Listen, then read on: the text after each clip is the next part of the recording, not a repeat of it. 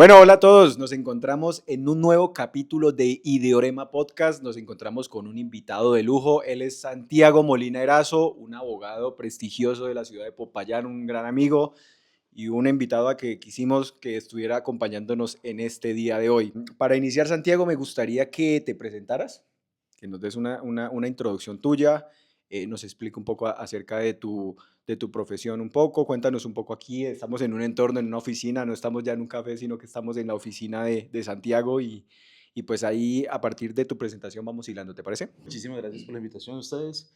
Para mí es un motivo de felicidad. He seguido su proyecto, me parece una idea espectacular. Lo decía Rumel, mi nombre es Santiago Molinerazo, yo soy abogado, penalista, disciplinario y de aquí de la ciudad de Popayán.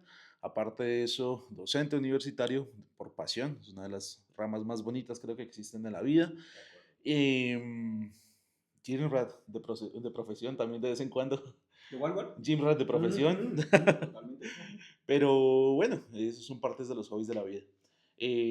No, por esa parte, pues, ese es como mi ámbito. Litigo en todas las áreas del ámbito del derecho penal, tanto en la defensa como representación de víctimas, afrontando la gran mayoría de procesos. Revisemos un poco cuando eras niño, te veías en ese rol de abogado, veías tu futuro pues como en una oficina, como lidiando con asuntos de derecho, pues.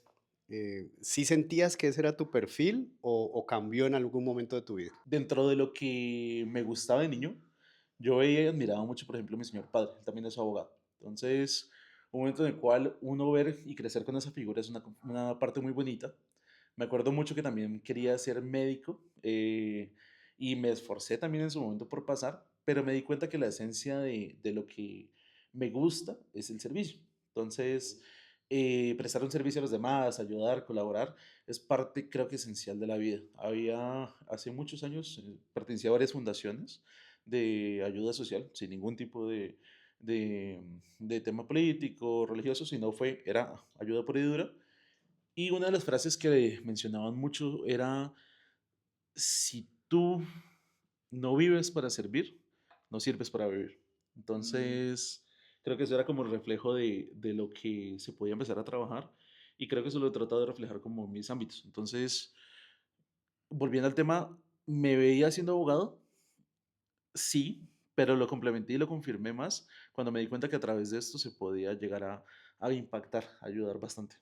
Sobre la pregunta que te hacía Alejo, también me da también esa misma curiosidad, ¿no? De cómo uno desde la niñez va perfilándose, pero en la medida también que va conociendo la profesión, lo digo también bajo mi feedback de mi profesión, yo inicialmente pues yo no pensaba en ser diseñador hasta cierto punto en donde uno va entendiendo de qué se trata, ¿no? Uno a veces dice, no, a mí me gustaba dibujar, pero yo no sabía si era diseño, arte, si tenía que ver con publicidad frente a lo que tú tenías como esa parte que tú me dices de servir, y cuando tú entraste ya a la academia, ¿tú confirmaste esa profesión que tú dices, me siento más como en esta, o tú lo confirmaste en qué etapa? Creo que la gran mayoría de estudiantes de derecho, cuando empiezan la carrera, se dan cuenta y lo primero que les dicen es la desilusión de los propios docentes. Cuando le dicen, esta carrera no es para ayudar, esta Mm. carrera no es lo que ustedes idealizaron, esto no lo es.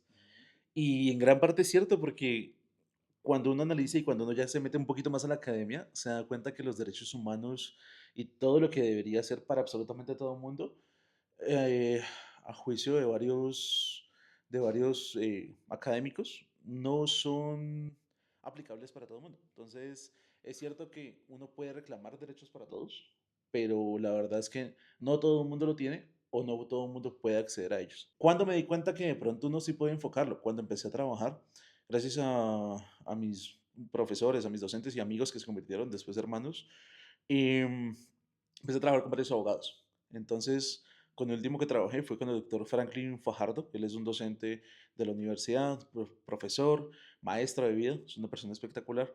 Y él me enseñó que a través de esto se puede llegar a impactar. No necesariamente, y eso es un tema muy curioso, a las personas, únicamente a las víctimas, sino también a las personas que han cometido un delito. Porque detrás de eso hay una familia, hay amigos, hay arrepentimiento, hay circunstancias de perdón, hay muchos panoramas que uno no entra a analizar. Bueno, vamos a meternos un poco en el tema de la creatividad. Mm, Cuéntanos cuál es tu concepto de creatividad, cómo ves tú la creatividad y cómo la usas en esos dos ámbitos de los cuales hemos hablado, la docencia y el ejercer como abogado, ¿no? Porque pues para mí son dos mundos diferentes, ¿no? Dos mundos aparte porque una cosa es lo que uno analiza en la academia y a veces uno, después de haber recibido el conocimiento, al llegar a la realidad hay muchos elementos que no usa o tal vez no los aprendió. Bueno, es diferente, pues la experiencia y el estudiar. Entonces hablemos un poco de eso, creatividad y cómo lo aplicas en los dos ámbitos. A mí la creatividad es la capacidad de afrontar nuevas situaciones o situaciones que por el medio idóneo, por el medio común, no se puede desarrollar, no se puede solucionar. ¿Qué tienen en común para mí estos ámbitos? El tema del litigio y la docencia. Mire que para mí se complementan mucho. Voy a arrancar por el tema de la docencia. Uno puede ser el mayor académico de la vida. Puedes leer mucho, puedes conocer mucho, por ejemplo, en el tema de la ley, qué dice un artículo y puedes memorizarte la norma. ¿Qué pasa? Para mí uno de los mayores complementos que he tenido dentro de la academia ha sido precisamente el litigio. Y implemento la creatividad precisamente es trayendo todos estos casos a la docencia, que es explicarle a mis estudiantes, decirles, miren, una cosa es lo que dice la norma, pero la realidad práctica es esta. Estos son un caso real, esto se resuelve así, esto se puede manejar de tal manera. Creo que esa es la mejor No herramienta. solamente queda en el aula, sino en la realidad. Sí, tal cual, exactamente.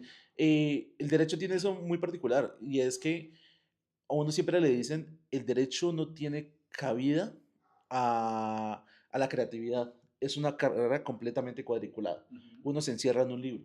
Y creo que precisamente salir de esa esfera y empezar a hacer algo que es completamente fuera de ese escenario es lo que te permite tener mayor creatividad.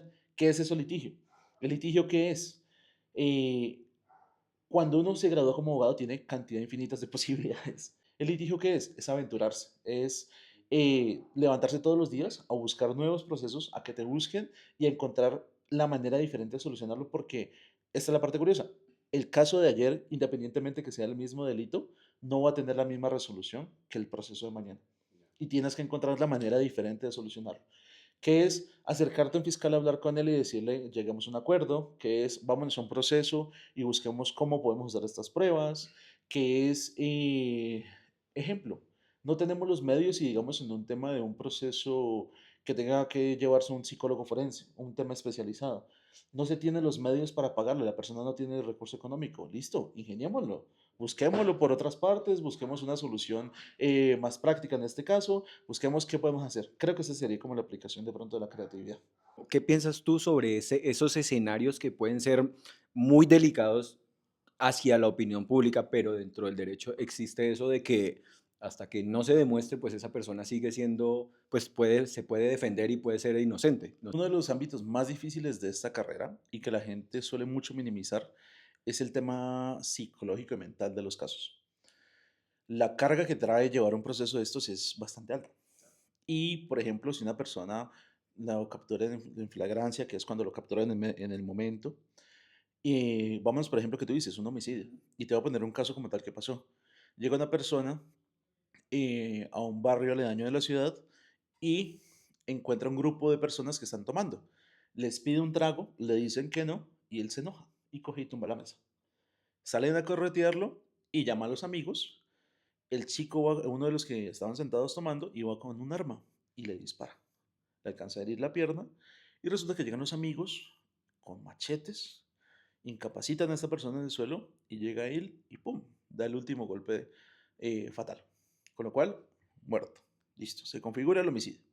Hasta ahí uno dice, ¿es un motivo justificado para matar a una persona? Por supuesto que no. No hay, y nunca va a haber un caso justificado para asesinar a una persona. Legítima defensa y eso, pero en regla general la vida se respeta. Y en ese caso, por ejemplo, me buscó la esposa. Una esposa que se dedicaba a reciclar en los vehículos que la alcaldía había entregado. Uno dice, bueno, escasos recursos. Ujú. y que después, cuando me viene a buscar la mamá al día siguiente, es una persona que vende chuzitos de carne al frente de Boulevard Rose. Ah, más escasos recursos. Sí, de persona, De otras de otras personas. personas.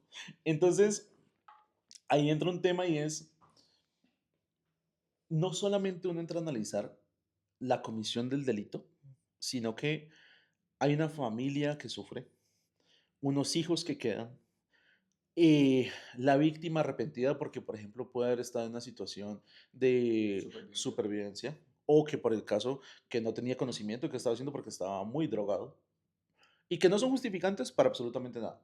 ¿Qué es lo que uno llegaría a hacer en esos casos? ¿Qué es lo que se hace en esos casos? Es buscar el mínimo de condiciones para estas personas. Una de las partes más bonitas que creo que yo que ha sido un cambio muy espectacular y que tiene que seguirse aplicando la justicia es la reparación integral. Pedir perdón a la víctima. Ujú. No va a recuperar la persona, Claro. pero esa sensación de saber que la otra persona dice, sí, lo siento, yo hice esto, no voy a volver a hacerlo. De económicamente repararlo y decirle, mire, no puedo pagar una vida humana, pero en la medida de mis capacidades lo voy a hacer. ¿Qué hizo la persona en este caso? Vendió su rancho. Literalmente era un ranchito, lo vendió para poder decirle, aquí está. No tengo más porque mi condición económica no me da, pero aquí está. Que no era mucho dinero, Ujú. pero para una vida eso no es dinero. Sí. Pero aún así, ¿qué es lo que se consigue? Bajar el tiempo de la pena. En esos casos, por ejemplo, se consigue una reducción de casi el 70% de la pena. Entonces, sigue siendo un tiempo prudente, que son aproximadamente 11 años. Sí, sigue siendo mucho tiempo.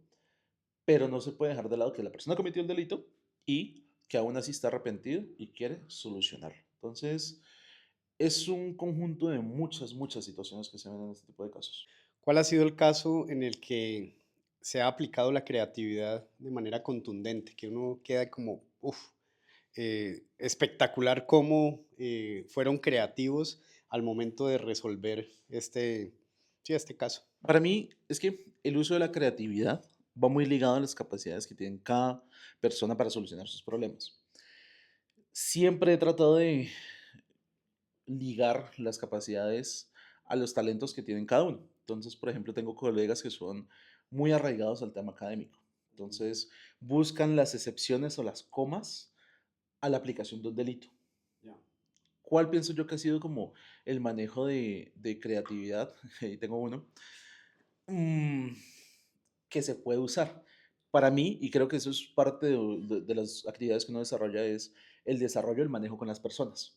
Saber relacionarse, saber cómo hablar, saber cómo entrar, gesticulaciones, El uso el uso, retórico. todo ese tipo de Ujú. circunstancias. Entonces, resulta que en un proceso había un señor del tambo que iba con un cargamento muy grande.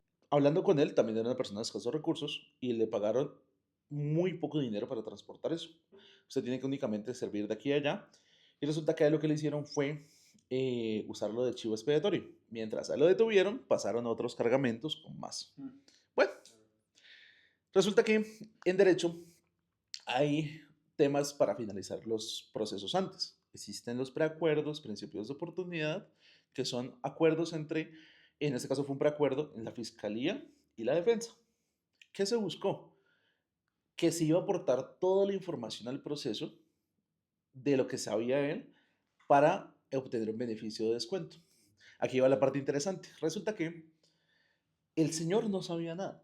Esto ya lo puedo hablar porque eso ya quedó en sentencia firme, ya no hay vuelta atrás. En los 90. Sí, ya, eso fue hace mucho En tiempo. 1900, sí.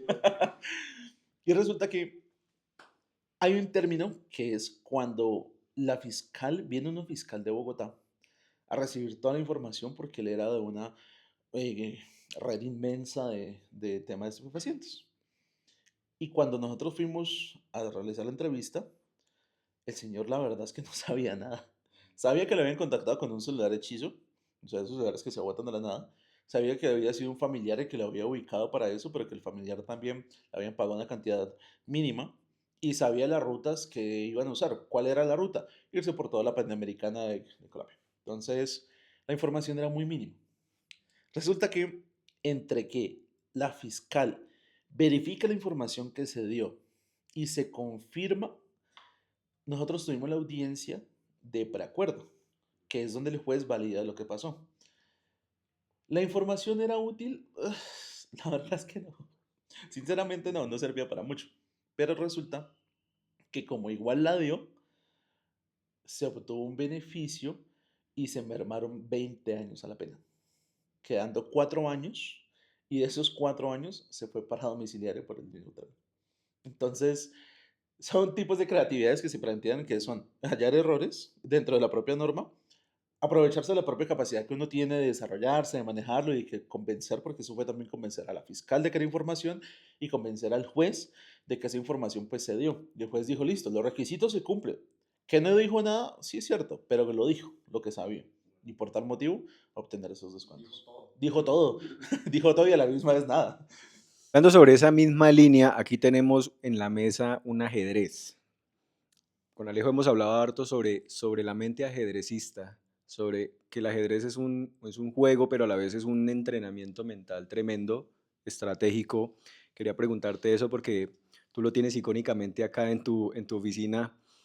¿Cuál es el rol del ajedrez en tu vida? Si lo disfrutas, pero también lo extrapolas también en tu quehacer como abogado. Está ahí precisamente y literalmente en la mitad de la oficina, porque para mí el ejercicio de esta carrera es lo mismo que un juego de ajedrez. Es la estrategia de saber cuándo hablar, qué hacer, cuándo aportar, cuándo hacer las cosas. Y precisamente el ejercicio mental de pensar qué va a hacer el oponente, de cuál es la jugada, tal cual. O sea, qué va a hacer la contraparte para llevar una prueba, si la fiscalía va a aportar esto, si no va a aportar lo otro. Todo esto es una práctica en vivo. Desarrollar esa capacidad de poder retarte, de seguirte evaluando. Y a veces cuando mi papá me enseñaba que cuando no quieren jugar en contra de uno, no jueguen contra uno mismo. Entonces, a veces llegar y jugar de vez en cuando contra uno mismo y decir, listo, sé que puedo jugar aquí, jugar acá, y ir practicando y ir desarrollando, haciendo un símil como si fuera el mismo proceso. Quiero que hablemos de ficción, porque la ficción también hace parte del componente creativo. Y quiero meterme con tres referentes que podrían ser absurdos, pero los voy a sacar. Está Better Call Saul, estos del buffet de Sweets. Suits y Legalmente Rubia, pues ahí metamos. Sí. Y de paso, De paso metámoslo. Hablemos un poco de eso, de cómo nos muestra la ficción el ejercicio del abogado y qué elementos de eso realmente sirven, ¿no? Podría uno apropiarlos. Lo más importante de Legalmente Rubia es ni siquiera hacer las cosas bien, sino verse bien haciéndolo. Entonces, es una aplicación de esto, ¿no? La ficción trae muchas cosas que uno puede traer hacia acá. O sea, le soy sincero, nosotros molestábamos cuando estábamos conformando la oficina de hacer una propaganda de la oficina como tal, como si fuera con la canción de fondo de Better Call Saul, de estás en apuros, llámame, tal cosa. Era igualito. Entonces, ¿por qué? Porque una de las capacidades que uno más le admira, por ejemplo, a Saúl, es la capacidad de resolver problemas de la manera que sea. Entonces, ¿qué tiene en común con lo que uno puede hacer acá? A uno lo contratan no por lo que sepa en derecho, no por la oficina, no por cómo parezca, sino por la capacidad de resolver conflictos. Si tú sabes resolver un conflicto, eres tú a quien necesita. Y eso es lo que refleja Saúl. En el caso de Sweets, ellos enfocan esa otra parte de la capacidad, por ejemplo, de conocer, de saber todo lo que son allá y que se pueden presentar esos pleitos, ese lío de faldas, cantidad de cosas, también se pueden aplicar. Y con Legalmente Rubia, bueno, pues me acuerdo mucho en la parte cuando están en el juicio que dice, no, es que pasa tal cosa porque el cabello no se puede tener de tal manera, tal circunstancia así. A veces, en muchas ocasiones, se encuentran que los procesos se desvirtúan por detallitos así, chiquiticos, que uno dice, ah, pues puede ser que sirva que tal cosa. Ah, y sirve y se aplican. Entonces, mira que la realidad nunca está tan alejada de la ficción y sirve como referente. Quiero preguntarte sobre la inteligencia artificial. Hay una teoría, yo lo he hablado con San Juan, con Luis, con varios amigos, que qué pasaría si una IA llega a tomar decisiones jurídicas, donde pues digamos, una de las cosas que puede ser un poquito preocupante es que una IA no tiene un principio humano, sus decisiones son frías, son basadas en datos, más alguien detrás quien administra esto, algo lo puede manipular, que puede ser algo que equilibre la balanza hacia uno y hacia el otro lado. No sé qué opinas tú sobre la implementación de la IA en este ámbito, qué podría ser bueno, beneficioso o qué también podría ser algo que podría perjudicar la justicia. Uno lo ve tanto en el ámbito del litigio como en el docente. Hay mucha gente que le tiene pánico escénico a la inteligencia artificial. Nos van a reemplazar, esto viene a quitarnos los puestos, esto viene a dejarnos inútiles. ¿Qué pasa y ese es un concepto que yo estoy muy fijo en él, y es, mientras el factor humano exista dentro de esta carrera, la inteligencia no va a poder reemplazarnos mientras no se generen sentimientos. ¿En qué sentido? No le podemos pedir a una inteligencia artificial que razone cómo se va a sentir una madre víctima de un delito, cómo se va a sentir una persona que está arrepentida de cometer tal situación. Los factores humanos actualmente, y con lo que conozco, no se han podido simular o no se pueden reemplazar. Pero eso no implica que no sean unas herramientas espectaculares para implementación. ¿Por qué? Esta carrera tiene algo, y es, al igual que como es un factor humano, a uno le obliga a estar en constante actualización, conociendo que si sale una nueva reforma, que si sale un nuevo cambio, que si sale un nuevo código, a estar constantemente educándose. Y como las decisiones de las altas cortes son sobre esto, ayer se hablaba que esto era delito, mañana no. ¿Qué es lo que nos ayuda la inteligencia artificial? Estar actualizados. Decirles, han salido reformas sobre tal situación, ¡pum! Aquí está la lista de las reformas y la resolución es que no, se puede manejar igual. Perfecto. ¿Me puedes ayudar a plantear un interrogatorio simulando que tú eres la fiscalía y yo la defensa? Lo he hecho y me arroja un interrogatorio espectacular. Creo que la cuestión es saber cómo usar estas herramientas y no tenerles pánico y no tenerles miedo. Yo personalmente, por ejemplo, pago dos que me han gustado muchísimo, que son Perplexity y ChatGPT, y siento que son más que un gasto, son una inversión y es una capitalización del propio dinero. O sea, los oficios que podía sacar antes, buscando, teniendo que detenerme a revisar información, ahora son de saber plantear la pregunta y resolverlo. Pero miedo en este momento no lo vería, la verdad. Siguiendo por esa línea de la inteligencia artificial, ¿cómo crees que la justicia colombiana tiene que cambiar o qué elementos debe reformular en la medida en que ya las dinámicas están cambiando, ¿no? Ya los abogados, ya muchos están utilizando la IA y de hecho se habla de que si ya no utilizamos la IA vamos a ser obsoletos, ¿no? No es un asunto tanto como que nos va a reemplazar, sino que si no la sabemos usar, pues caemos ya en la obsolescencia. ¿Qué debería cambiar la justicia colombiana? Entendiendo que las dinámicas desde los abogados, desde la defensa, es diferente a partir de la IA, ¿no? Porque tenemos mucho más tiempo para resolver las situaciones, mucho más tiempo para que la IA haga su trabajo y nos permita a nosotros hacer otro tipo de trabajo. ¿Cómo ves eso? ¿Qué debería cambiar en la justicia colombiana? Hay un problema, y es que las leyes y la justicia colombiana está atrasada siempre 10 pasos. Cuando llegó la pandemia, todo se manejaba físico. Tú tenías que ir a dejar un oficio físico. Tenías una audiencia de capturaron a alguien en Pasto y te querían a ti viajar. Tocaba todo hacerlo de esa manera. La pandemia nos obligó a digitalizar todo. Ese fue un paso enorme para esta situación. De algo malo se salió algo bueno. Ahora estamos enfrentando una ola diferente, que es precisamente el uso de la inteligencia artificial, y es algo que llegó para quedarse. O sea, eso es clarísimo. Para mí, los operadores judiciales tendrían que empezar a actualizarse primero en el uso de la inteligencia artificial. He visto muchos colegas que se están informando, actualizando en cómo identificar la inteligencia artificial y oponerse a ella. Mi invitación es, ¿por qué luchamos contra la corriente? Busquemos más bien es cómo adaptarla, cómo la usamos. Ejemplo, si yo sé que como operador judicial, como digamos un secretario de juzgado, tiene que buscar la forma de tomar una decisión, decirle, listo, inteligencia artificial, ayúdame a revisar. estos 10 horas de audio, resúmeme esto en 20 párrafos y con esto dame la respuesta. Dame la respuesta, no, dame el resumen. Y yo sé que con eso ya puedo sintetizar la situación y aceptarlo, manejarlo.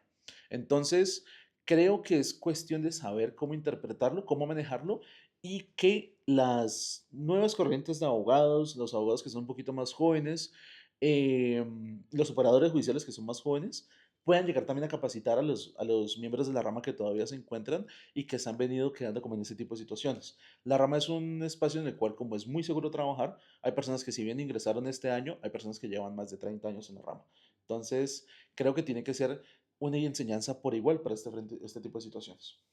¿Qué pasaría en un punto en donde la inteligencia artificial funcionara como una especie de juez o magistrado que pudiera tomar decisiones independientemente tú estés litigando o estés con otro abogado, pero que finalmente sea una máquina, por decirlo así, que pueda tomar una decisión tan importante como una sentencia? Te quería llevar hasta ese punto extremo, yo sé que todavía estamos, pero puede ser, se puede presentar y reflexionarlo. Yo creo que desde temprano nos ayuda también a ser conscientes, ¿no? Que podemos pensarlo, como tú decías, como formularnos estas preguntas tempranas para saber uno cómo podría actuar frente a esta situación. Manejemos en el ámbito hipotético porque me parece Sí, sí, sí, sí, divertidísimo. total.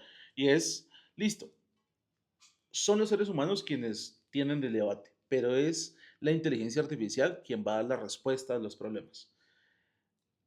¿Y cómo podría ser, por ejemplo, una aplicación de eso? Listo. Es un juez, una máquina. Voy a hablarlo porque en el fondo no sé tanto de Sí, esto. sí, sí. ChatGPT tiene una versión actualmente de 5.0. ¿Listo? Una función que le permite razonar, dar una respuesta sobre X y tema. Puede ser que el juez ChatGPT 5.0 Ujú. sea quien tome la primera decisión, pero en derecho existe un principio que se llama el doble conformidad. Entonces, si yo no estoy de acuerdo con la decisión de un primer juez, podría ir a un segundo juez. Entonces, en ese escenario podría ser que el segundo juez sea una inteligencia con una inteligencia aún más desarrollada, una versión 6.0, y él sea quien tome las decisiones. Pero creo que el ámbito que siempre faltaría en ese escenario es si la inteligencia sería capaz de replicar las emociones humanas, la capacidad humana de raciocinio, de analizar problemas o decirle, listo, invento, simula que tú eres la víctima de tal decisión y toma tal resultado. En ese hipotético podría ser, pero es un planteamiento muy difícil, muy, muy difícil. Convencer a un ser humano es un poco más sencillo. Convencer a una máquina es un desafío que creo que aún no estamos preparados para asumir. Ahora hablemos de las nuevas generaciones de abogados. ¿Cómo ves? ¿La tienen fácil en unas cosas y difícil en otras? ¿Cómo, qué consejo le darías a los que están estudiando derecho en este momento? Creo que las herramientas que nos están dando nos están volviendo muy dependientes, facilistas. Si necesitamos desarrollar una demanda, escribes ChatGPT, diseñame una demanda, te la va a arrojar. Dos, tres correcciones, radicas. ChatGPT, hazme un resumen de un libro de 500 páginas que cuando estábamos en la universidad nos tocaba leerlos y subrayarlo con papelito. ¿Qué generaba eso? Raciocinio, capacidad de interpretación. Creo que eso se ha estado yendo olvidando. Mi recomendación sería, no podemos ir en contravía de las herramientas que tenemos en este momento. Aprendámoslas a usar sin volvernos, y perdón la expresión, mediocres con el hambre de conocimiento. No dejemos de leer, interpretar, no dejemos de poder pensar por nosotros mismos para solucionar un problema. No todo tiene que ser escribo aquí y la respuesta es A, porque ellos nos van a arrojar una respuesta de uno más uno es 2. Ah, bueno, pero es que la capacidad del ser humano de decir seguro, de dudarlo, es algo que en este momento ellos no lo tienen. Entonces creo que ese sería mi mejor consejo. Santi, aquí tenemos el señor Cara de Papa, tenemos unas definiciones de creatividad. La idea es que tú le jurgues al señor Cara de Papa, encuentres una definición de creatividad, la lees y nos das tu interpretación. Creatividad como choque de ideas, de F. Scott Fitzgerald. Fitzgerald, autor de El Gran Gatsby, concebía la creatividad como el resultado de la colisión de ideas dispares, dando lugar a nuevas y fascinantes creaciones. La colisión de ideas. Creo que el desarrollo de la creatividad es precisamente aceptar o entender que la opinión de una sola corriente no necesariamente es la correcta, sino que se puedan entender varios ámbitos de diferentes, de una misma situación y entenderlos y complementarlos independientemente que sean opuestos. Creo que en ese ámbito se resulta la creatividad, de saber que si el camino A no me va a conducir al resultado, independientemente de que esté en oposición, yo tenga que desarrollar o a integrar esa oposición que yo tengo para lograr el resultado que me está llevando a ese asunto. Creo que ese sería como el manejo que le darías a la frase. Mira que yo lo asocié como con el ajedrez, colisión de dos opuestos, sacándole, o sea, si yo tengo un buen competidor en el ajedrez, mi creatividad se va a exponenciar porque está elevando mi capacidad, digamos, de respuesta frente a una persona también que va a tener un alto intelecto en los movimientos que él haga. Yo lo asocié con el derecho de una, yo dije, no, un abogado peleando con otro abogado disputando ideas. Una de las capacidades que uno tiene que entender o desarrollar es aceptar que en el ámbito del derecho uno no se las sabe todas y uno nunca va a ser conocedor de todos los ámbitos. Precisamente, y es una herramienta muy bonita que tiene, y el legislador lo entendió así, la capacidad, por ejemplo, de nosotros, de la fiscalía o de la defensa, de usar peritos judiciales, es eso, aceptar que hay alguien que sabe de psicología, hay alguien que sabe tomar testimonios, hay alguien que sabe interpretar una norma, hay alguien que sabe cómo estudiar un proceso, que uno no lo va a hacer. Y eso no, son carreras completamente diferentes a uno, pero que se complementan para llegar a ese resultado. La creatividad de saber cómo desarrollar un proceso. Y lo que tú dices es cierto, entre más difícil es un caso, entre mejor es un fiscal, entre mejor es la contraparte, más te va a exigir a ti un mejor resultado, una mejor manera de solucionar ese problema y de encontrar un gran final. ¿Listo? Bueno, muchas gracias por este nuevo capítulo de Ideorema Podcast. Nos encontramos nuevamente. Chao. Muchísimas gracias.